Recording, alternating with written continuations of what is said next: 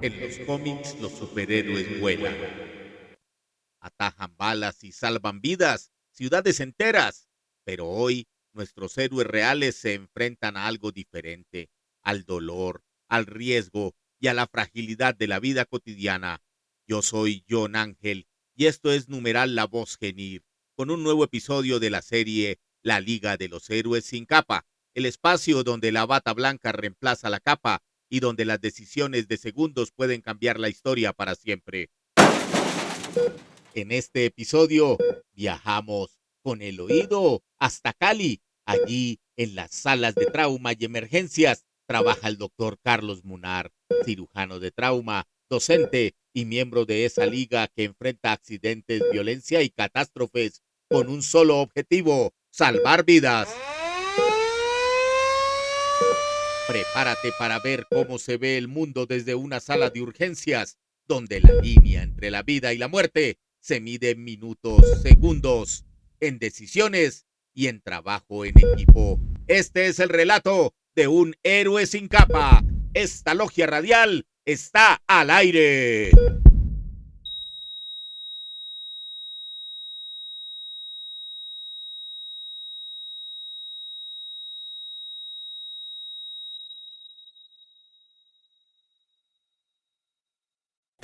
Doctor Carlos Munar, bienvenido a la Hola, Liga de los Héroes sin capa.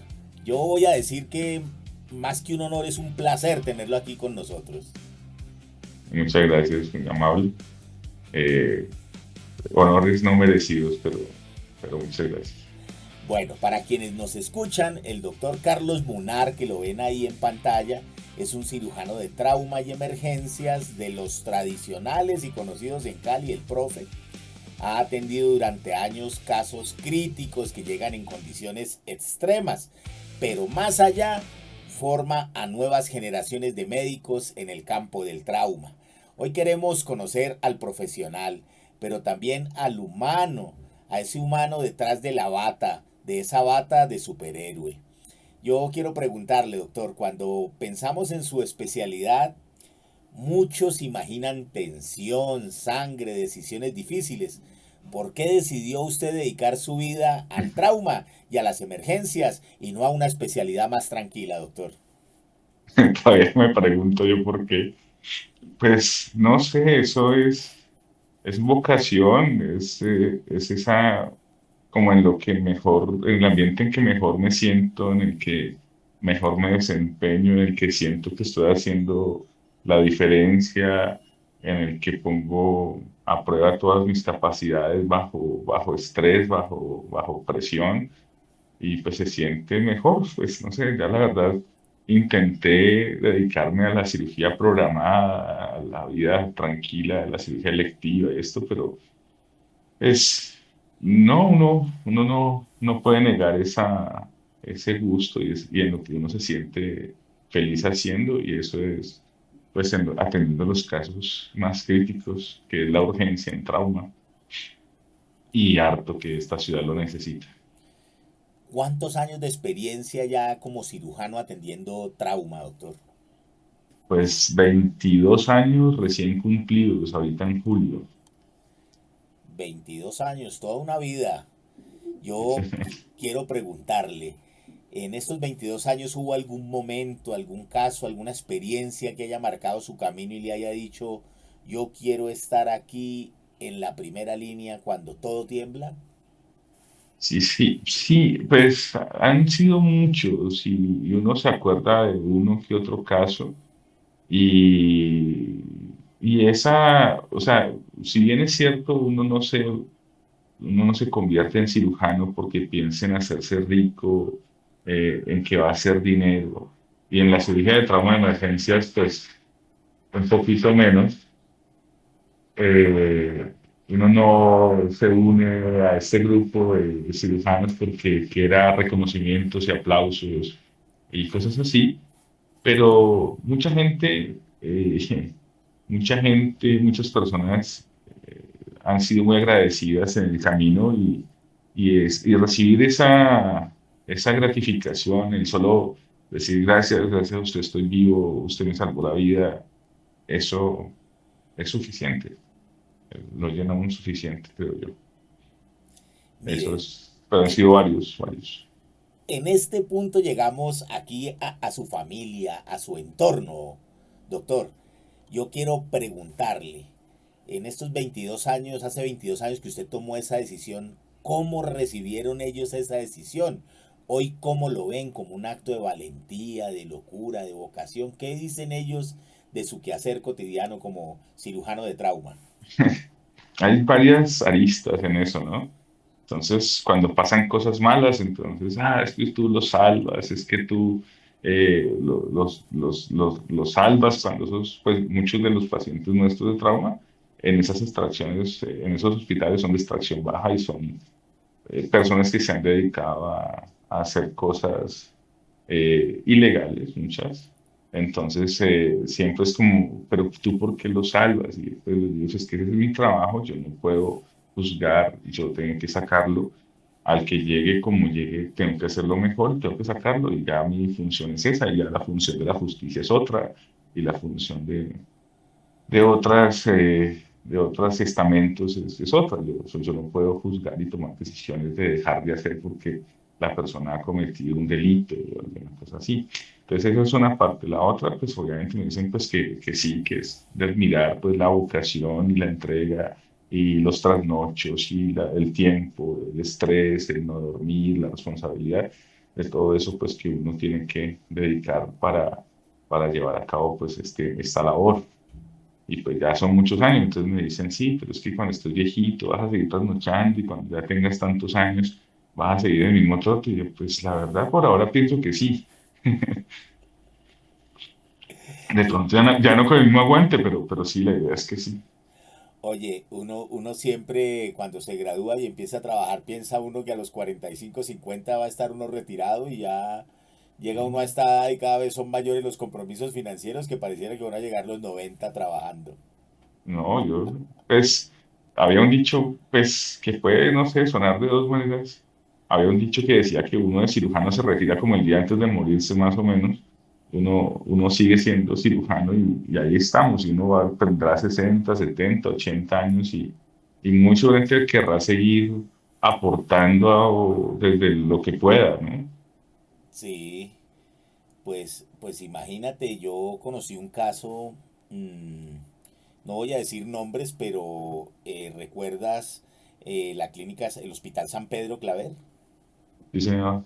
Había un cirujano allá y él se retiró, ya pensionado, retirado por edad, imagínate, estamos hablando de hace cuánto. Y Pero, resulta que algún día llegó a trabajar de hospitalario en uno de los hospitales donde estamos trabajando, doctor. Y pues ujú. nosotros no lo conocíamos, un médico pues de edad muy, muy avanzada. Y resulta que estábamos ahí y lo ingresaron como de hospitalario de cirugía general, o sea, un hombre con miles de cirugías Ujú. encima. Y estábamos ahí y un día llegó uno de los profes de cirugía y cuando lo vio eso se le aguaron los ojos. ¿Y usted qué está haciendo ahí, doctor? No voy a decir el nombre, pero dice, no, lo que Sí, pasa es que una hija mía, ¿se acuerda la hija que no estudió? Alguna cosa así. Sí, pues se casó y se voló de la casa y el marido la dejó con los hijos. Y ahora yo tengo que trabajar para pagarle la uh, universidad a los nietos. Y yo, vea pues, oh, vea pues. es Y pues complicado. vino ahí, no, eso de una vez, él pasó su hoja de vida como para ser hospitalario de cirugía, pero lejos todos de conocerlo a él, que era pues de los tradicionales de la San Pedro Claver, de los cirujanos de toda la vida. Y la última vez que lo vi, tuvo hace como unos 10 años, todavía estaba ahí al pie del cañón operando urgencias. Y claro, lo que pasa es que también esos colegas, obviamente también con las condiciones laborales anteriores, también se podían pensionar más jóvenes, incluyendo, por ejemplo, pues aunque mi papá no es del área de la salud, mi papá era del área de las comunicaciones, pero mi papá se pensionó a los 42 años, o sea, duró más Uy, tiempo pensionado que laborando. Entonces, sí, obviamente esas situaciones y condiciones laborales hoy día son diferentes y ya me toca también trabajar un poquito más de tiempo para poder cumplir con los requisitos, pero probablemente en 10 años, bueno, 12, que me faltan para pensionarme, eh, probablemente no me retire todavía de la actividad. Vamos a ver qué sucede pues, en el camino. Oiga, doctor, el plan de retiro. eh, Planeo mudarme en unos 10 años a clima caliente y hacer una cuarta noche en urgencias, que es la adicción de todo médico que trabaja en urgencias. Y no, la verdad es que si yo pienso en retirarme es para dedicarme a vegetar y no volver a nada. Eso es el retiro de verdad, o sea, no es que, no, que ya pensionado, entonces va a ir solamente un día o un turno, no, o sea, si yo decido, tomo la decisión de retirarme, me, me aparto completamente del gremio y de la actividad médica posiblemente. Pero pues todavía no he pensado en esa opción realmente, pues, en serio, ¿no? Alguna vez tuve la oportunidad de trabajar en el Hospital de San José y de las cosas que a mí me llenaron de amor por la medicina y de respeto por nuestros mayores fue la Sociedad de Cirugía San José. Tiene unos socios que se llaman socios de número, ¿no? Entonces ellos tenían un parqueadero con un número de su parqueadero en el parqueadero del hospital. Y había un doctor, el doctor Hernández, internista de toda la vida. Y él llegaba a pasar revista y yo creo que él tenía ya sobrepasado los 85 años y llegaba a pasar revista y absolutamente todos a pasar revista con él, le cargaban la maleta, le pasaban el tinto, se sentaba a hablar con todos, desde el jefe de servicio hasta el estudiante de medicina interna uno, doctor. Y una cosa Eso muy es, bonita. eso es tradicional, eso también, eso es muchas veces, y por ejemplo ahora tengo una situación que yo creo que me hace sentir como, no incómodo, pero sí un poquito raro porque creo que no soy tan, pero justo por estos momentos he tenido internos y he tenido médicos generales que están interesados en hacer su especialización en cirugía. Y, por ejemplo, me dicen, no, ve, invítame a un turno, yo quiero hacer turno con vos, ve, voy a pasar revista con vos, voy a entrar a operar con vos. Entonces se siente como cierta admiración, pero que yo considero que tampoco es diferente a lo que hacen los demás colegas o que, pues digo yo, como inmerecida también. O sea, obviamente uno con los años ha adquirido cierto nivel de experiencia y de habilidad para operar, pero pues es producto de eso, de los años, del tiempo dedicado a esto.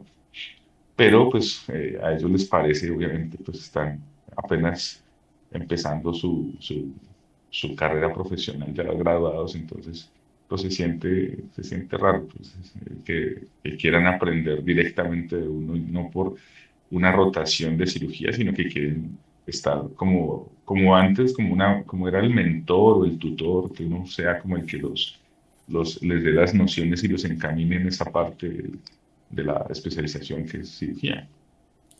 Oiga, doctor Munari, ¿a usted le pegaban con las pinzas en el antebrazo, así como nos pegaban a nosotros? No, no, ese maltrato, el maltrato de nosotros es un poquito es diferente, ya no tan físico, pero sí, no, nunca me pegaron con las tiras. Bueno, vamos a cabinas. La Liga de los Héroes sin capa, historias reales de quienes cuidan nuestra vida. Volvemos en este sensacional episodio de la Liga de los Héroes sin capa. Estamos con el doctor Carlos Munar y llevemos a quienes nos escuchan hasta la sala del trauma. Cuando usted entra a una guardia típica, un turno de esos habituales que usted hace, que ve, que escucha, ¿qué siente en ese servicio de emergencias en uno de esos sitios en Cali donde usted trabaja? Bueno, pues para un turno normal, pues es impredecible, uno puede estar llegando a lo que más pereza le tiene uno es al mensaje en el grupo que dice favor recibir en quirófano, porque ya de entrada llegas y te toca de una meterte a operar y no sabes qué te vas a encontrar ni en qué punto de la cirugía. Pero pues uno siempre la rutina es que llega, me armo un par de cafés y voy al servicio de urgencias en la sala de trauma y me reúno con los estudiantes internos residentes, fellows, los que estén de turno ese día, y pasamos la revista de urgencias, tanto de trauma como de no trauma. Sí, Y es siempre muy coincidente que justo acaba la revista y lo están llamando a uno, vea que llegó un herido, que llegó un polibaleado, que está choqueado, que el taponado, que... Y pues ya de ahí para adelante, pues ya sabe uno que empieza la... Pero aquí en Cali se ha intentado tener un sistema de referencia en el cual se avisen los pacientes y que usted sepa más o menos qué va a llegar en cuánto tiempo, pero es muy difícil. sí, Y a pesar de que se han intentado ya en varias oportunidades tener ese sistema articulado, entonces usted puede estar y en cualquier momento, ¿no? Que acaba de llegar un herido o que lo están necesitando en la sala de reanimación o activan el código de trauma y entonces a correr. Entonces, eso es un turno normal, tradicional, el de siempre. El turno raro es en el que no llega nada, en el que todo está como en esa tensa calma, en que no tienes todavía ningún paciente para operar, pero muy frecuentemente queda siempre por la congestión del servicio, siempre quedan procedimientos pendientes por hacer, que han quedado del día, que no, entonces en la noche se intentan evacuar también los lavados de cavidad, los cambios de sistema vacío, alguna revisión que quedó pendiente o algún paciente que se tomó decisión y no se alcanzó a operar, se toma la decisión quirúrgica pero no se alcanza a llevar a cirugía antes del cambio, pues nos toca a nosotros entrar a resolver. Y pues sí, en el trauma es, lo que pasa es que ya, pues en la sala de trauma ya se cuenta con recursos tanto humanos como tecnológicos para hacer el trabajo. Ya se vuelve algo muy sistemático, algo muy esquemático, en el cual entonces se optimizan los tiempos y se optimizan los recursos para el manejo. Y es esa, siempre es la adrenalina del momento en que llega el herido, que a uno se le pasa el sueño, el cansancio, ya uno no se acuerda de nada, ni si tiene hambre, sin nada, hasta que termina de resolver el caso. De lo sí. único que se da cuenta uno es cuando empieza a sonar el alarma del despertador, que son como a las 5 o 6 de la mañana, cada cual tiene su alarma. Empieza la alarma del cirujano, el anestesiólogo, del ayudante y la instrumentadora, suenan todas las alarmas. Entonces, ¿qué hora es? No, que las 6, ya nos amanecimos. Pero pues esa, últimamente en Cali, esa situación es menos frecuente, pues que el trauma aquí en Cali se atiende en muchos sitios. Antes se Sí, concentraba mucho en el hospital departamental y en la fundación, pero ahora se atiende ya en muchas otras partes, en muchos otros centros médicos, clínicas y hospitales de la ciudad. El trauma complejo, porque pues sí, tradicionalmente el San Juan de Dios y el Mario Correa, que son los niveles 2 de la República, pues siempre han recibido pacientes, pero es que a nosotros nos llegan las remisiones de allá y de otras partes del Valle del Cauca, pacientes que remiten desde Tuluá, Cartago, entonces son pacientes que llevan 2 horas de viaje encima que nos llegan al centro de trauma del hospital. Eh, es bastante, o sea, pero es impredecible, es completamente impredecible. No importa si es lunes, miércoles o viernes. Antes uno decía, no, el fin de semana es el día tétrico, pues tenaz, que el fin de semana, que el viernes, el sábado. Pero no, aquí cualquier día es especialmente, cualquier día puede ser congestionado para el servicio. Anda. Vamos a contestar esta pregunta que le voy a hacer para los profanos en la medicina. Eh, No. en una situación de trauma grave, un accidente de tránsito, una agresión, un politrauma, un polibaleado, como dijo usted ahí, ¿cuáles son las primeras decisiones que usted debe tomar? ¿Cómo es el orden de esas decisiones para definir si una vida se salva o no? Sobre todo cuando llegan muchos heridos. Bueno, aunque existe un esquema que le da cierto orden y cierto método, pero todo se hace como medio al tiempo, pero en esa secuencia. Esos lineamientos están dados por el Colegio de Cirujanos, por el Colegio Americano de Cirujanos y por un acuerdo a nivel pues, global en el cual todos seguimos los lineamientos del ATLS, Advanced Trauma Life Support, que es pues por sus siglas en inglés.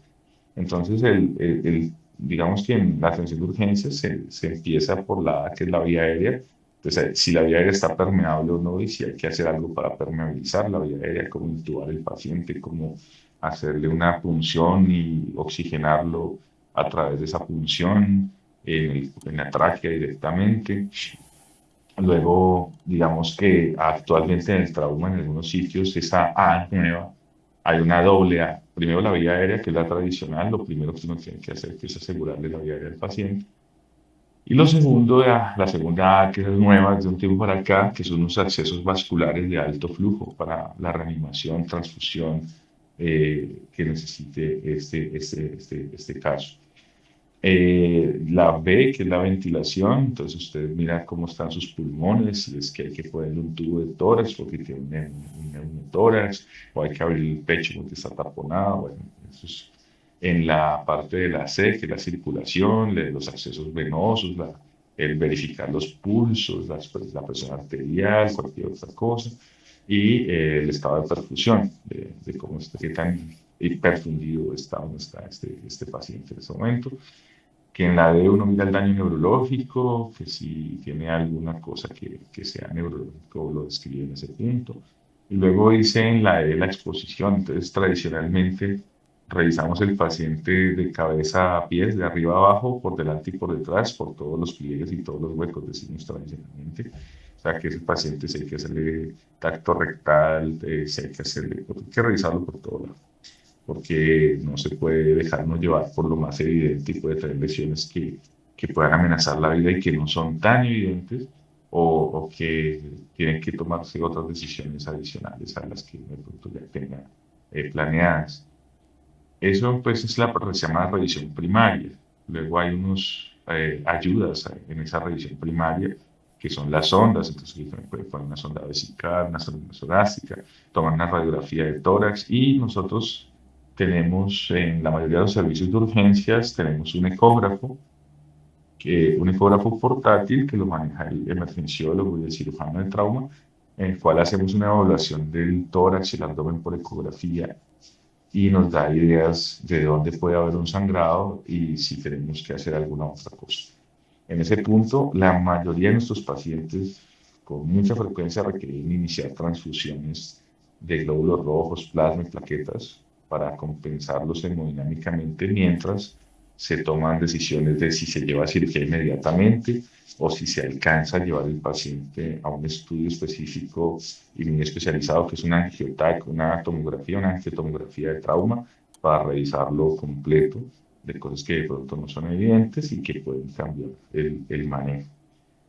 Y ya después, entonces, cuando se activa el código de trauma, se activa en el banco de sangre para que nos despachen esos hemoderivados y en el quirófano se van enterando de que hay un paciente potencial que va a llegar en muy malas condiciones y que tienen que tener listo, por ejemplo, el rescatador de células, el cell saver, el calentador de líquidos, el esternótomo por si hay que abrirle el pecho, tiene que tener catéteres, tiene que tener monitoría, o sea, ya se tiene como, eso se llama el código de trauma, y ya se sabe qué papel tiene cada uno en ese código de trauma para cuando llegue el paciente al quirófano.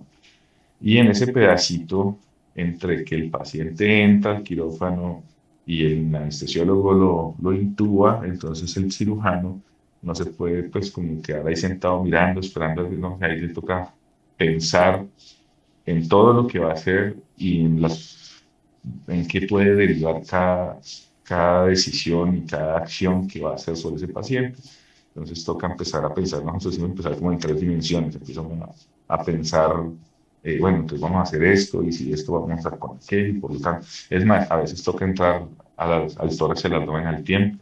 Entonces uno organiza su equipo de trabajo y mira qué dispongo y cómo lo voy a organizar. Y ya, después el resto, pues ya, que uno dice, siempre me critican porque dice uno, ah, sí, no, que una herida de hígado y lo sacamos, es una herida del páncreas, porque para nosotros es medio rutinario, obviamente, tener tantas heridas complejas, entonces Sí, uno no, pues para uno es eso, es rutinario. Entonces la gente dice, uy, pero ¿cómo así? Salió vivo y uno, Pues sí, pues hace muchito tuvimos esa herida de corazón con taponamiento. Entonces uno le cuenta a la gente, a los que son legos en medicina, a los profanos en medicina, y pues obviamente les parece que eso es una cosa, y sí, obviamente la herida de corazón es una cosa tremenda, que usted le mete una puñalada al corazón y que se escapó de morirse, es una cosa salvaje. Pero pues no es que uno le quite como la, como le dicen, como la sensibilidad al asunto, sino que pues que uno tiene claro que uno va a hacer y que ese paciente, pues usualmente lo sacamos bien, es de los pacientes que usted, las heridas de corazón taponadas son tanto usted opera, al otro día están como si nada. Eso es uno de los traumas que son como los más, ¿cómo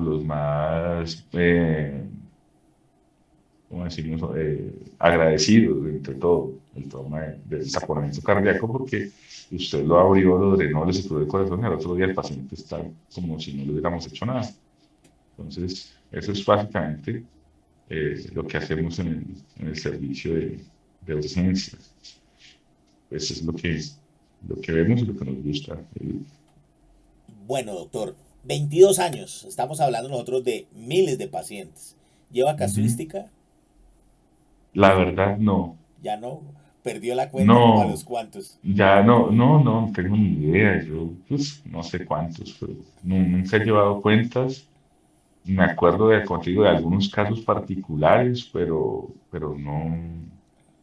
no llevo cuentas. Vámonos a alguno de esos casos en particular, porque de ahí viene un par de preguntas que le voy a hacer, sin Ok. revelar identidades ni Sí, sí, sí. un caso que lo haya marcado, un momento en el que usted sintió que el tiempo se detuvo y que después de esa noche usted ya no volvió a ser el mismo médico, el mismo cirujano. Pues ha habido varios. Y curiosamente, los casos que uno más se acuerda de pronto han sido de pacientes mujeres, víctimas. La primera que me acuerdo, porque eso fue hace ya de mis primeros años, o de mi primer año como cirujano. Yo estaba en la ciudad de Buga y llegó una paciente con una herida de fusil en la región lumbar, en un cruce de disparos entre la policía y según tenemos entendido en ese momento como que la guerrilla se había acercado al peaje a asaltarlo y la respuesta de la policía fue fuego y entonces en el fuego cruzado ella recibió una herida por fusil en la región lumbar. Entonces en el hospital me la encuentro con la presión bajita, con sangrado por la orina, con signos de abdomen agudo, con paraplegia. Entonces esa paciente, yo estoy en Buga, estoy a 1 hora de camino de Cali yéndome muy bien. Entonces no creo que me aguante un traslado de Buga a Cali para que la operen en Cali. Entonces la meto a cirugía inmediatamente. Y pues bueno, hago lo que tengo que hacer y esa mujer, luego yo vine a Cali, pasé por la UCI donde estaba hospitalizada, ya la vi despierta, la vi bastante bien, ella no sabía quién era yo en ese momento. Y después seguí la evolución de ella porque un profesor mío fue el que me la recibió ahí en el centro médico de Cali, donde terminaron el manejo. Entonces siempre estuve al tanto de la evolución y pues finalmente fue ese paciente me llamó el 30 de diciembre de ese año, antes de que se acabara el año, y llamó para darme las gracias. Entonces, que gracias a lo que yo hice, ya estaba vivo. Es lo que está más allá del dinero, ¿no? Eso, ahí sí me acuerda las propagandas. ¿Recuerda usted que hay cosas que el dinero no puede comprar? No puede comprar. Entonces, esa llamada, yo digo, o sea, puede que yo he recibido otros agradecimientos y felicitaciones y demás. Pero esa fue la primera, y ese primer año cuando yo estoy diciendo que yo me gradué como en julio, y eso es antes de diciembre de ese mismo año. O Sí, sea, no han pasado 6 meses en que ya me tocó a mí. Ya ha habido muchos otros casos, pero y luego, bueno, ella estaba con sus secuelas, pues porque la bala le pasó cerca a la columna y la dejó paralizada cuando yo la vi. Entonces, dentro de las muchas cosas me dice, ay, ¿sabes algo, doctor? Y yo, cuéntame. No estoy en silla de ruedas, estoy caminando con un caminador. Y yo, fantástico. O sea, a pesar de que quedó con sus secuelas, pero no quedó postrada y limitada. Y es una persona funcional.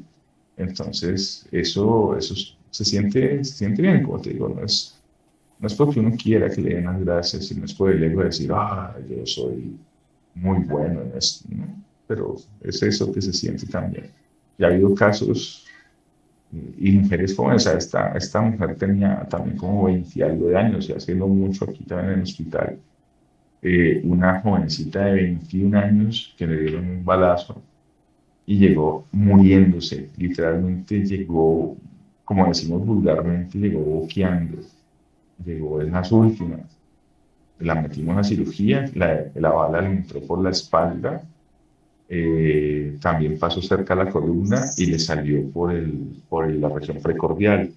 Entonces estaba taponada por un balazo.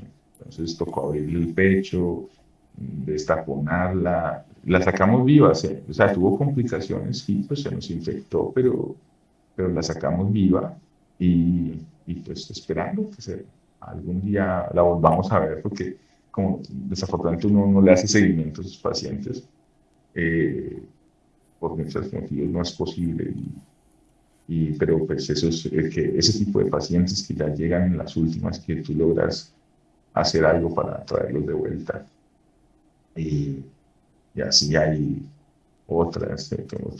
varios casos. Un paciente venezolano víctima de la migración que tuvieron ellos hacia acá, Sí. vive por Santander de Quilichao, un día ha llegado vomitando así al hospital, entonces de vomitar y vomitar, sangra, entonces dicen, no, tiene sangrado digestivo, lo mandan para Cali porque piensan que tiene una úlcera, entonces un día, esa mañana llega el paciente y me llaman, ve que este paciente se puso malo. Luego yo lo veo, el paciente está sudoroso, está tenso, muy adolorido, con el abdomen defendido, pues con signos de perforación. Entonces dije yo, bueno, esto pues, se le perforaría la úlcera, ¿cierto? Pero resulta que viendo bien y revisando bien los antecedentes, hubo un detalle, y era que él tenía una herida en la región toracoabdominal izquierda, que allá en Venezuela hacía 3 años se la habían suturado y ahí había quedado la cosa.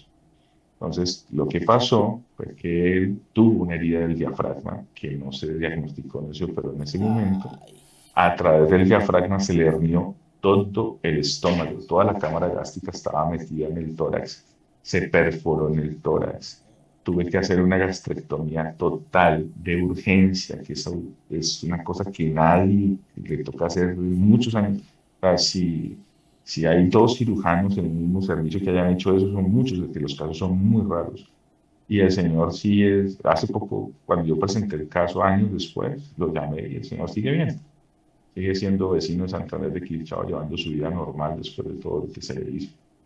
Entonces, hay casos que uno recuerda con más certeza que otros. Hola, hija. Hay casos, hay casos que uno recuerda más que otros, que pues lo marcan a uno más que otros.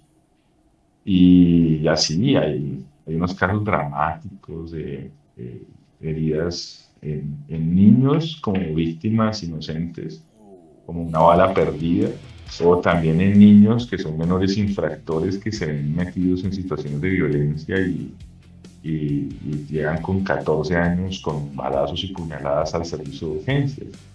tal cual. Entonces, pues, eso es lo que vemos todos los días. Bueno, continuamos en este programa. Todo héroe tuvo un origen. Esta es su historia. Bueno, seguimos en este programa. Yo le quiero preguntar al doctor Munar, ¿cuál diría usted que es el costo de ser un héroe sin capa en la medicina de emergencias? Yo sé, la mala vida. Yo siempre le digo a los estudiantes, a los internos, Y la cirugía es un paquete, la cirugía es un paquete que viene completo. Cuando uno dice, a mí me gusta la cirugía, pero ese pero significa que a usted no le gusta la cirugía. Eso significa que a usted le gusta operar gente, a usted le gusta abrir gente, suturar gente. Pero la cirugía no es solo eso. Entonces, la cirugía es un paquete completo que viene es decir, yo, o sea, así, ah, así sin filtro. Digo, viene con la pus, con los choqueados, con el trasnocho, con la mala vida, con la mierda, porque nos toca las heridas de COVID, con todo bien, todo, con los divorcios, todo eso es un paquete completo. O sea, el precio es estar lejos, sentir siempre los reclamos en la familia cuando no puedes estar en ciertas celebraciones o acompañando a ciertas actividades, porque pues la respuesta casi siempre, la única razón por la cual yo no estoy es ese de turno. Entonces la gente sabe que cuando llega, por ejemplo, mi esposa llega sola, es que estoy trabajando. O si no puede, Carlos está de turno. Sí, sí, está de turno. Entonces, digamos, el precio se paga mucho en lo familiar, es mucho en la dinámica familiar o en la familia, es que se paga ese precio, más que en otra cosa. Yo le quiero preguntar, este programa lo estamos grabando Irrompibles en agosto del año 2026, un punto crucial en la realidad y en la historia moderna del sistema de salud de nuestro país. Yo le quiero preguntar al doctor Munar si ha sentido alguna vez miedo, pero no miedo por la complejidad del caso del paciente, sino por las condiciones de este sistema, por la violencia administrativa, por la falta de recursos. Más que, pues, de la estabilidad, de lo, del quedarme sin, o sea, de la estabilidad laboral y de los derechos laborales que son inexistentes para nosotros. Nosotros no tenemos ninguna, o sea, estamos contratados por OPS, que en principio es un contrato que es ilegal, pero nadie dice nada porque nadie está dispuesto a dar esa pelea porque pues todos necesitamos el trabajo. Eh, pero los contratos por OPS, por ejemplo, ya sabemos eso hace muchos años. Y obviamente uno entiende que uno le sale costoso en cuanto a prestaciones sociales a una entidad, un especialista sale costoso, pero pues es que nosotros también tenemos derechos laborales. Y siempre he hecho el comentario y espero que no se malentienda, y no es que no los merezca, pero por ejemplo, la señora que nos colabora en la casa, mal llamada nuestra empleada de servicio, tiene más derechos laborales que yo. Y eso no puede ser. No es que ella no los merezca o no se les tenga que dar, por supuesto que sí, pero todos tenemos derechos laborales y nosotros somos los que menos derechos laborales tenemos. Mañana la gerente del hospital puede decir, no sabe qué, doctor, no más turnos con usted. Y ya a mí no me liquidan, no me indemnizan, nada, se acabó, usted está por OPS, no me tienen que dar ningún preaviso de nada. Y así ha sido en los últimos 22 años, desde que yo me gradué no existe un contrato laboral o a término indefinido, de nada de eso, aunque yo no recibo ninguna prestación social, ¿sí? Entonces yo me pago mi salud, me pago mi pensión, me pago mi ARL también, ¿sí? Entonces no ha habido ninguna, se ha intentado, pero ha sido muy difícil, pues porque obviamente cada cual eh, lucha por sus intereses y desafortunadamente los médicos siempre hemos estado como muy alejados de esa lucha de los derechos laborales y ahora apenas hay uno que otro que ha querido hacer algo, pero eso se necesita poder político y económico y no lo tenemos. Entonces esa es la razón por la cual siguen, pues, no es que suene muy de izquierdoso, pero siguen pisoteando los derechos laborales. Nosotros no tenemos derechos laborales desde hace unos buenos cantidad de años. Eso es una realidad. Es para los que nos escuchan en otros países, OPS, orden de prestación de servicios, te contratan por lo que tú sabes, por lo que tú haces, pero te pagan el mes, tú debes pagar lo que llamamos aquí seguridad social, es decir, no tienes liquidación el día que te despiden, no tienes prima o aguinaldos que llaman en otros países, no tienes vacaciones, y tú tienes que pagarte tu servicio de salud. Entonces, Y y si uno amplías se tu va de aporte a vacaciones, pensión. si uno se va de vacaciones, esa semana o esos 10, 15 días que se va de vacaciones, usted no factura, esos días no se los van a pagar. Entonces, eso siempre es, obviamente, siempre hemos dicho, nuestros derechos laborales no existen. Nosotros solamente tenemos el contrato de como mes a mes y que en algunas partes lo contratan a usted por 3 meses para escurrirle el bulto a esa continuidad laboral y cuando haya una demanda laboral, entonces usted no pueda alegar que existe un contrato de realidad. Pues todas esas luchas sí se han dado mucho y ha habido victorias individuales, pero ahí se queda. O sea, usted sabe que si usted demanda puede ganar, pero la mayoría no va a demandar porque si no, pues usted ya no va a poderse emplear en la ciudad porque usted va a ser el revoltoso, el que peleó, el que va a demandar. Entonces, pues usted lo contratamos porque después va a demandar también por un contrato laboral. Entonces, nadie pelea en realidad mucho por eso. Te ponen en la lista negra y el que diga que la lista negra no existe es mentiroso. Sí, Pasa lo de las brujas. Uno no tiene evidencia de que las hay, pero tampoco la menor duda de que existen. sí, más o menos igual. Continuamos en este programa. Esta es nuestra realidad. En redes sociales vemos muchos mensajes que dicen gracias, héroe sin capa. Pero detrás de ese título hay turnos interminables, cansancio y a veces dolor. Bueno, estamos aquí en la Liga de los Héroes sin capa y vamos a hablar de nuestra realidad social. Hablamos de nuestra realidad social y va ligada al trauma. Yo quiero, doctor, que usted nos diga lo que usted ve en urgencias, es de alguna forma un espejo de nuestra sociedad, desde su experiencia, qué le dice el trauma sobre la realidad de la ciudad como Cali y en general sobre nuestro país y el mundo. Y yo sí creo que el nivel de trauma y de violencia que vivimos, pues es reflejo de muchas cosas. O sea, es multifactorial y no se le puede echar solamente la culpa al narcotráfico y la desigualdad y la pobreza y la falta de oportunidades. O sea, hay una cantidad de cosas, pero obviamente el trauma tiene dos factores que son los que más resaltan. El trauma es de hombres jóvenes. Siempre la mayoría de los pacientes traumatizados son hombres jóvenes. El trauma contra la mujer es más bien poco, lo cual pues no es que sea malo, sino que el trauma es más de hombres jóvenes y de extracción social baja, o de personas con baja formación cultural y académica. Es lo que uno pues ve con más frecuencia.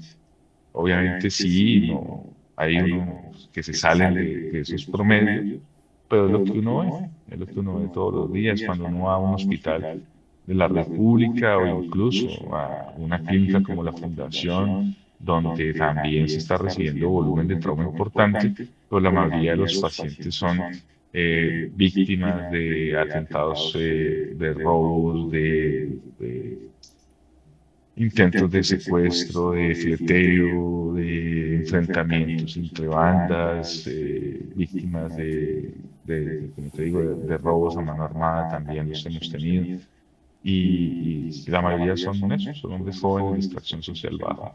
Y que cuando uno mira pues todo ese entorno, hay un emprendimiento, una iniciativa, y más que un emprendimiento, fue una iniciativa de un profesor de la universidad en el hospital departamental. Es un programa en el cual se llama Rompiendo el Círculo de la Violencia.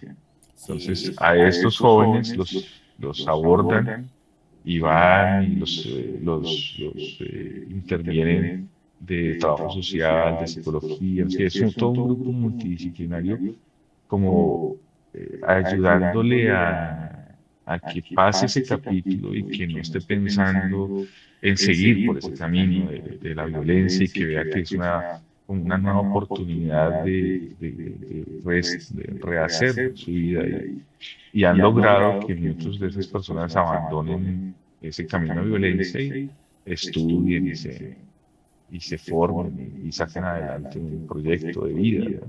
Entonces, eso es un parte también de lo que se busca. porque pues nosotros vulgarmente y coloquialmente decimos, este es cliente, este ya tiene toracotomía, la parotomía previa, este ya tiene tubo de tórax, este ya es cliente conocido, más o menos. Entonces la idea es que eso no se vuelva de esa manera, ¿no?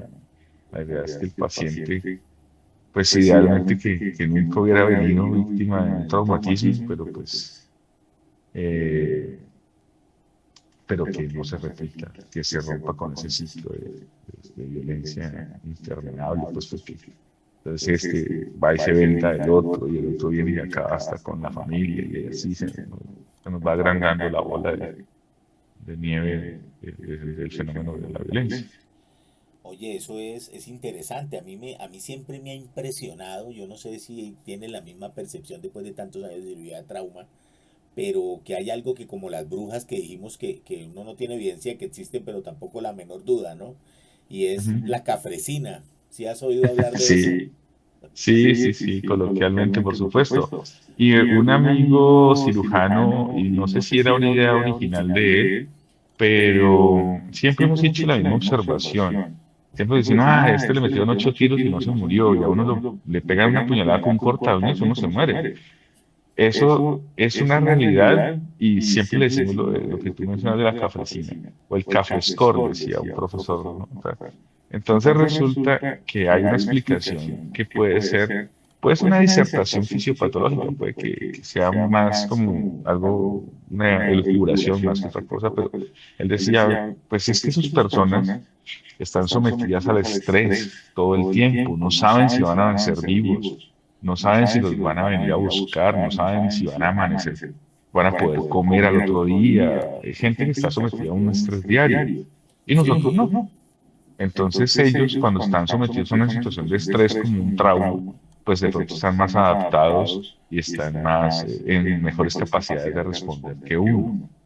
Y pues cierta lógica puede tener, ¿no? Pero pues eso digamos que no está demostrado en un estudio científico, pero pues tiene bastante lógica que aquel que está adaptado a vivir con estrés, pues va a responder mejor a esa situación que uno que no. Entonces es posible que sea por ese lado. Vea, interesante para el que quiera ganarse un premio Nobel en medicina, puede tomar esta idea y dice que se la robó de acá. Sí, pues de pronto hace un estudio y descubre alguna proteína por allá rara que sea la adaptación al estrés, no sé. La cafrecina. Sí. Bueno, para los que no saben, aquí en Colombia, cafre es como nosotros decimos a alguien que es maloso, que es bandido, que es malo. Eso es cafre. Entonces, Entonces, que si tiene toracotomía previa, que si tiene tatuaje, ese que se hace con alfiler y no sé qué, tatuaje de cárcel, pues, sí. que si tiene la lágrima pintada, quita esa lágrima que se tatúan aquí al ojo, que si aquí hay unos códigos, ¿no? Que no sé si tú los conoces allá, hay unos códigos que le dicen a usted, uy, este ya, porque es cuando, por ejemplo, que la uña larga, que la uña pintada de negro, significa, sí, o sea, que ya han matado a alguien. Eso, hay una cantidad de códigos del bajo mundo que pues, uno no conoce, que van y le cuentan, ¿no? Ese tiene tal cosa, eso fue que ya mató a alguien, eso fue que ya no sé qué, pero pues es como cosa curiosa. Bueno, esto hace parte de nuestras realidades en la Liga de los Héroes sin capa. Y vamos a ver este bloque a continuación. Para mantenerse una liga de héroes requiere de la formación de nuevos integrantes. Bueno, ya ha llegado la hora de hablar de los nuevos héroes. Además de atender pacientes, doctor Munar, usted tiene una tarea clave, que es formar nuevos médicos. Y a lo largo de esta entrevista lo ha dicho. Habla de los estudiantes, de los internos, de los residentes, de los fellow. ¿Cuál es ese rol del docente en cirugía de trauma y emergencias? ¿Cómo es eso? Pues mira que desde siempre, desde que yo fui residente de cirugía, siempre me ha gustado la parte docente, a pesar de que no he sido nombrado, no soy profesor nombrado de la universidad, ni siquiera de honores, pero yo siempre les digo, "Vea, mi obligación con ustedes es hipocrática, yo tengo que transmitirles algo de todo lo que he aprendido. Y entonces a los estudiantes, a los internos y a los residentes y fellows que tenemos para cirugía de trauma y emergencias, pues obviamente de acuerdo a su nivel, pues uno mismo les transmite algo de todo lo que ha podido aprender en este tiempo. Entonces, el principio siempre es ese, el principio es hipocrático, no existe ninguna obligación, tampoco no hay remuneración por eso es completamente por gusto, por vocación, por amor a la medicina y a la cirugía. Entonces, les insisto en varios principios y entre chistes y cosas de otras leyes que gobiernan la vida, ¿no? Entonces, les insiste uno, por ejemplo, eh, en la ley de Murphy, la ley de Sutton, la navaja de Occam, y otras así por el estilo. Entonces, a mí me gusta mucho usar el absurdo, usar el sarcasmo y un poquito para enseñar. Entonces, ese es como, pues es el estilo mío. Entonces, yo trato de, entonces, como decía mi profesor de literatura y filosofía, 10º y 11, él tenía dos objetivos, tanto para literatura como para filosofía, tenía los mismos dos objetivos que fueron los mismos en 10º y en 11 en el colegio. Y era, primero, aprender a pensar. Entonces dice, pero ¿cómo, cómo así? Es que uno no piensa, no, usted piensa, pero usted de pronto no piensa cómo debe, uno hace el proceso como se debe. Y en medicina uno tiene que ser sistemático, esquemático, organizado para poder tener un buen diagnóstico y asimismo orientar un plan terapéutico, quirúrgico, lo que sea. Entonces, aprender a pensar. Y el segundo es siempre despertar la imaginación. Entonces, esos dos me quedaron muy grabados en la cabeza desde mi época del colegio y eso pues es lo que trata uno de transmitir, más allá de ir a recitar una cantidad de conocimientos que uno ha adquirido, de ir a demostrar que es que uno sabe mucho, es simplemente llevar el caso y discutirlo con ellos y usted qué piensa y por qué eso, y justifique su respuesta, deme unas razones por las cuales usted está diciendo eso, qué haría con esto, y si no sabe la respuesta, dedúzcala, piense, busque, y si ya se dan por vencidos, bueno, ya uno les ayuda, pero la idea es como, ese es como el estilo de... Y es muy importante porque también eso y eso no es exclusivamente masónico, pero sí creemos que el conocimiento le pertenece a todo el mundo. El conocimiento es para todo el mundo. No, el conocimiento no tiene por qué quedarse y que, como decía un profesor mío, la verdad es biodegradable. O sea, todo lo que yo considere real, verdadero, eso, cuando yo me vaya, de eso no quedará nada. Entonces, lo que uno pueda transmitir, todo el conocimiento que pueda transmitir, que tenga en la cabeza, pues es lo que finalmente pues, va a perdurar, ¿no? Eso es lo que uno busca, el conocimiento. No apropiarse y creerse dueño del conocimiento, sino transmitir el conocimiento. Tal cual, Eso alguna vez es. se hizo un triple juramento y dice que hay que enseñar al que no sabe. Hay que Ajá, hacerlo, eso es todo el sí, tiempo. señor. Y ya Pero, deduzco pero de su siempre he respuesta. dicho, de ese juramento siempre les digo a mis hermanos que es que ese al que hay que enseñar y que no sabe está aquí, ¿no? Es uno para empezar, ¿no? Eso empiezas por acá. Entonces, hay una frase por la vida, es un meme de esos que uno se encuentra, una frase en internet acerca de la ignorancia, ¿no? Entonces a un amigo le gustó mucho y tanto que me pidió que se la repitiera, entonces se me quedó como grabada. Entonces dice, por ejemplo, al que sabe y no sabe que sabe, oriéntalo. Al que sabe y sabe que sabe, escúchalo. Al que no sabe y sabe que no sabe, enséñale. Al que no sabe y no sabe que no sabe, huye de él, aléjate de él. Eso es muy bueno, es un excelente, ¿no? Eso es que no se encuentra.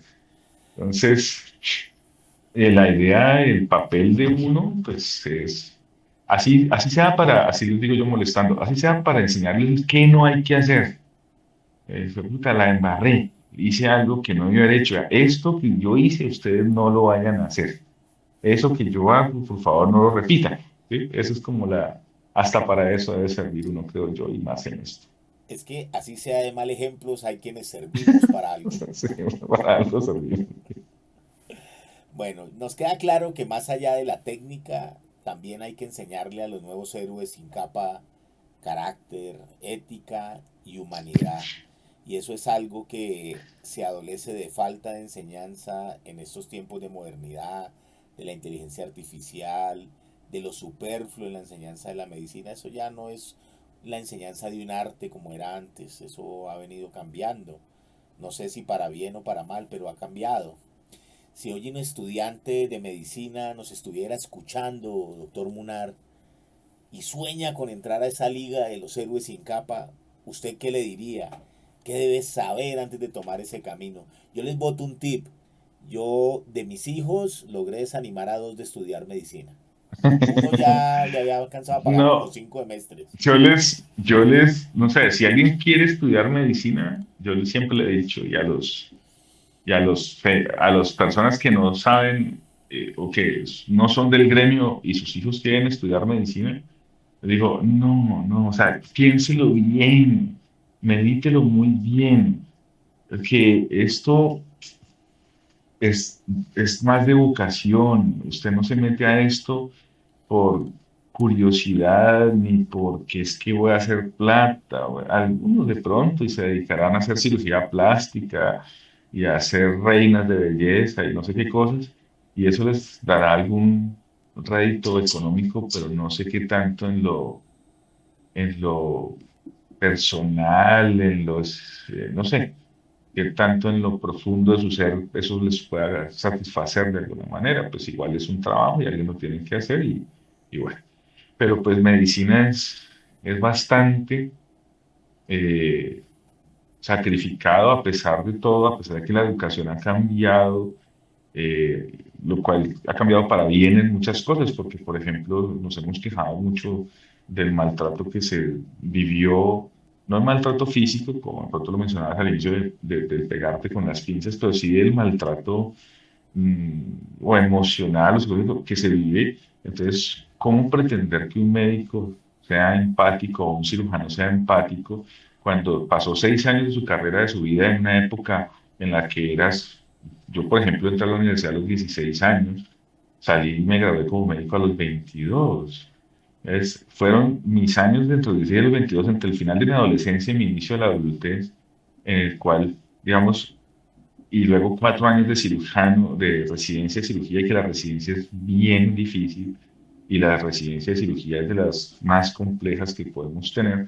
Entonces uno no sale muy empático, que digamos, después de 10 años de maltrato, pues, pero algunos logran superar eso y tienen más herramientas que otros, sí, pero la educación ha cambiado para eso. Entonces, o el método, y ya se le está dando importancia a otras esferas de la formación y a otros aspectos de la persona para pospandemia, y me di cuenta ahora que tuvimos una reunión de egresados en la universidad, ya la Universidad Nacional, el programa de medicina tiene grupo de teatro, tiene grupo de música, tiene otras actividades extracurriculares o extraacadémicas que no se limitan solamente a lo que hacíamos antes, que era una línea de profundización, vamos a estudiar más acerca de esto, ¿no? Ahorita estamos estudiando otras cosas que también son parte de esa persona, ¿no?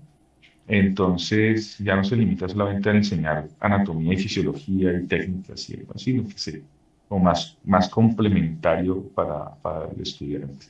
Ahora, sí, medicina hay que tener tolerancia a la frustración, tener vocación, hay que ser disciplinado, juicioso, o por lo menos tener una motivación muy clara de por qué quiere uno estudiar y por qué quiere meterse en este cuento. Entonces, Para los que no bueno, saben, estudiar cirugía general es someterse a una estructura de régimen vertical donde se aplica algo que siempre decíamos jocosamente, la teoría del gallinero. Entonces los pollitos abajo y el de arriba va soltando sus cosas, no voy a decir que encima de los de abajo, y entonces si ha tenido un mal día el de arriba termina pagándole al de abajo, eso es de ahí. Eso es un tema bien interesante. Lo otro es que la cirugía general es una especialidad que en mi percepción después de tantos años de graduado es una especialidad que eso es pa' machos.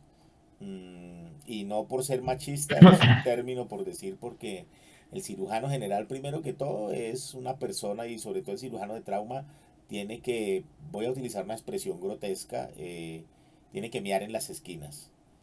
Y él es el dueño y el doctor lo ha dicho, hay que manejar la tolerancia a la frustración. Él es el dueño del paciente. Cuando uno en urgencias atiende a alguien gravemente herido, pues digamos que uno puede pensar en hacer algunas medidas salvatorias, pero quien recibe el paciente y quien se responsabiliza es el cirujano y es en últimas el que tiene que echar cuchillo y decir se murió, se salvó, bueno, salió, no salió. Y eso implica que la persona tiene un proceso formativo que va y lo percibe uno así, esa estructura vertical y esa tolerancia a la frustración y al fracaso, porque es que eso, así es que se aprende, matando se aprende a médico y suena duro decirlo, pero esa es la realidad, hay que desarrollar técnica quirúrgica, hay que desarrollar una tolerancia a la frustración y hay que desarrollar una capacidad de autocrítica, sobre todo para poder decir, no lo hice bien, la próxima vez lo haré mejor.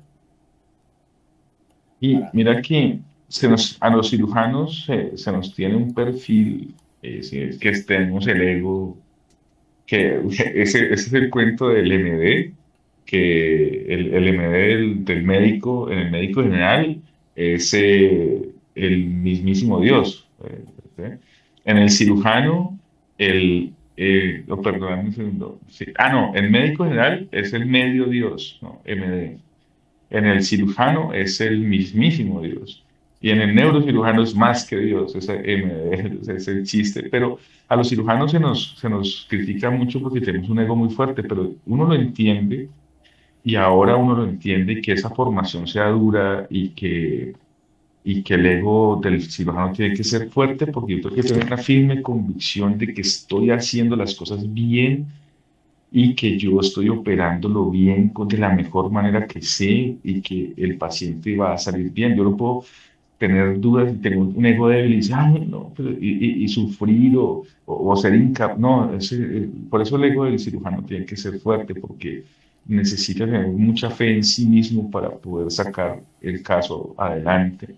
El paciente necesita de sus mejores habilidades mentales y manuales para poder salir adelante. Y creo que por eso es que nuestro ego, para ese lado, es que funciona, digamos, bien. Ya no el que sí se cree pues que es intocable porque es cirujano, eso es otra cosa, pero ya en el acto como tal, en el acto quirúrgico, sí uno tiene que tener un ego fuerte y una convicción, una fe en sí mismo bastante buena, porque de eso depende la vida del paciente. Doctor, para esas personas que le dicen a los hijos estudie medicina para que sea cirujano y se haga rico. No, para nada.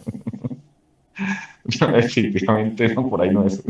Yo le, Que yo, busque. yo le iba a preguntar, ¿cuánto gana un cirujano al mes? No, no, eso dejemos así, cambiemos de pregunta.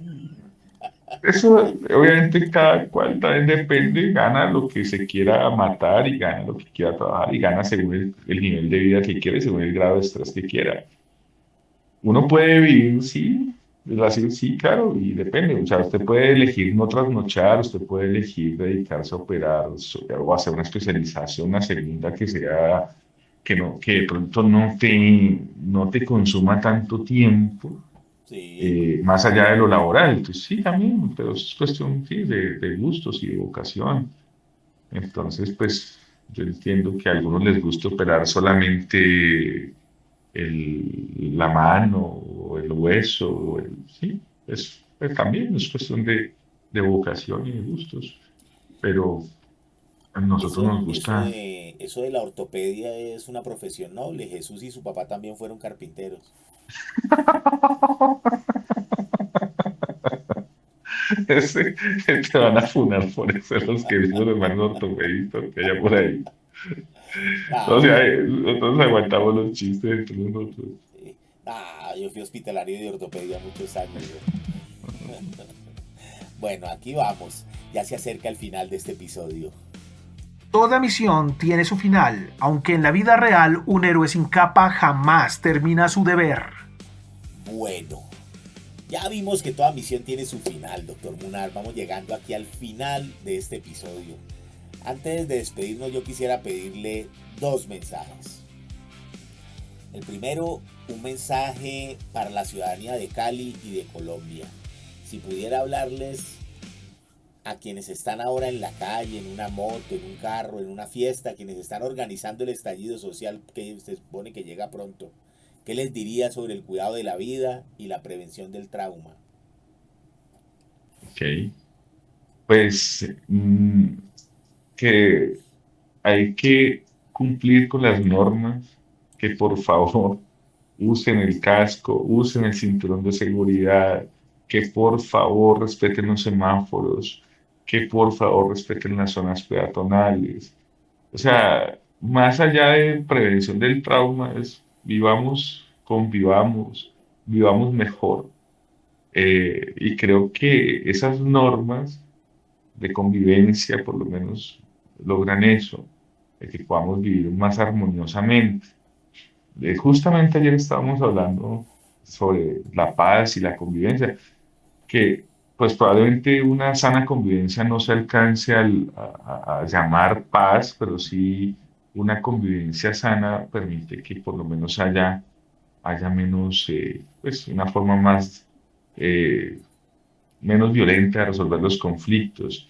También me acordaba de eso ayer, de escalar lo que decía lo del pensamiento de Mocus. Si me va a pegar, gríteme, si me va a gritar, no sé qué cosa, y si al final vamos, me va a gritar, pues hablemos. Ese era como el orden de ir degradando la violencia o la agresión. Entonces, y en cuanto al estallido y eso, pues hombre, podrá haber razones para protestar y todo, pero siempre, por favor, que, que se cuiden, que no hay, pues personalmente, pues que tomen los elementos de protección para evitar que, y un amigo cirujano les mandó un video cuando hubo el estallido, porque instruyanse de cómo parar un sangrado si llegan a ser víctimas de algún traumatismo. Instrúyanse de cómo parar un sangrado para que por lo menos tengan posibilidades de sobrevivir y alcancen a llegar al, al sitio de atención. Tengan en un mapa cuál es el sitio de trauma más cercano que los va a poder recibir, porque es que los llevan a cualquier hospital y no tienen los recursos, o no tienen la sangre, o no tienen las cosas. Entonces, ubiquen el servicio de emergencia que tiene las cosas con lo que más pronto les pueden resolver. Pues cuiden su seguridad, traten de no meterse en problemas. Eh, Hay malos consejeros en esos momentos, como las drogas y el alcohol, que van a exaltar los sentidos y las sensibilidades, y entonces nos vamos a creer que somos los redentores o vamos a ser los héroes o vamos a ser los abanderados de una causa y creemos que de pronto la violencia eh, va a resolverlo y definitivamente no, ahí vamos a terminar como víctimas, sino no como héroes de ninguna revolución. Pues, ¿qué más puedo decir? Nada, cuídense, respeten las normas. eh, Todo eso. Siempre, incluso lo digo a mi hijastro, y si va a manejar, que no tome, que si va a subirse al carro de alguien que está tomado, mejor no lo haga. A mi hija también se lo he dicho, que no importa cuándo, la hora siempre me puede llamar, yo la recojo, no hay problema. No hay necesidad de exponerse innecesariamente. Eh, entonces, eso, siempre pensar, hay muchas cosas, siempre también hay que pensar en los derechos del otro, en- y también hay que pensar mal a veces en el sentido de que, por ejemplo, en conducción, que el otro va a hacer algo que usted no está esperando y que si puso la dirección para un lado, pues va a voltear para el otro. O sea, siempre que hay que ir como desconfiando. Entonces, todas esas cosas, siempre estar alerta, siempre estar pendiente. eh, para que no te sorprenda y sí estar preparado para responder en el momento en que haya algún evento, tanto de supervivencia como de defensa personal, como eh, de poder trasladar a alguien y llevarlo a un sitio. Hay muchas aristas para eso, pero yo pues, no sé, seamos solidarios, eh, cuidémonos entre todos, ¿verdad? Eso creo que funciona mejor que cualquier otra cosa. Bueno, y de los dos mensajes vamos al segundo. Y este es un mensaje, ¿qué mensaje le daría usted a nuestros colegas, para todo el personal de salud que nos escucha y que también sabemos que se siente y son parte de esta liga de los héroes sin capa? Primero, pues el reconocimiento y el agradecimiento a la dedicación y al trabajo. Y a algunos colegas y en todos, que también lo hago con los hermanos, recordemos cuando empezamos, recordemos lo que hemos transitado, recordemos nuestros juramentos, honremos nuestros juramentos, ¿sí? Pongamos, o sea, por ejemplo, nuestro arte, que es más arte que ciencia, la medicina y la cirugía y otras cosas, son humanistas. Nuestro sujeto es el ser humano, entonces nosotros no podemos como dejar de pensar de esa manera y entonces si nuestro objeto de trabajo y estudio es el ser humano, pues debemos ser empáticos y humanos y tratarnos como lo que es, como un ser humano. Entonces, en ese sentido, es como acordarnos de que nuestra razón de existir es el ser humano que está sufriendo o el ser humano que está necesitando de nuestro servicio y por tanto, pues tenemos que ser, actuar como tal, actuar en consecuencia como seres humanos. Bueno, excelente, irrompibles. Al doctor Carlos Munar, gracias, de verdad, muchas gracias por abrirnos la puerta de la sala de trauma y por mostrarnos ese gran corazón que hay detrás de cada bata y de la suya, doctor. Este episodio Muchas es gracias. un homenaje no solo para usted, para todos los profesionales que sin capa y sin superpoderes de ficción sostienen la vida en momentos límite. A quienes nos escuchan, recuerden, los verdaderos superhéroes están más cerca de lo que creen. En cada hospital, en cada ambulancia, en cada turno de noche. Yo soy John Ángel y esto fue la Liga de los Héroes sin Capa en este episodio especial desde Cali. Nos encontramos en nuestro próximo programa para conocer otra historia de heroísmo real. Hasta la próxima. Muchas gracias. La Liga de los Héroes sin capa salvan vidas con valor y con el alma. En cada turno, en cada lucha, la salud nos guía, la esperanza escucha. La Liga de los Héroes sin capa son los que cuidan cuando todo se derrumba.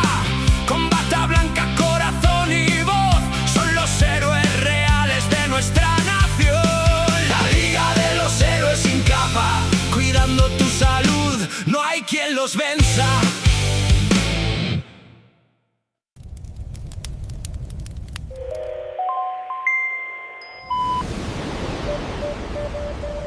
Esta logia radial queda al aire.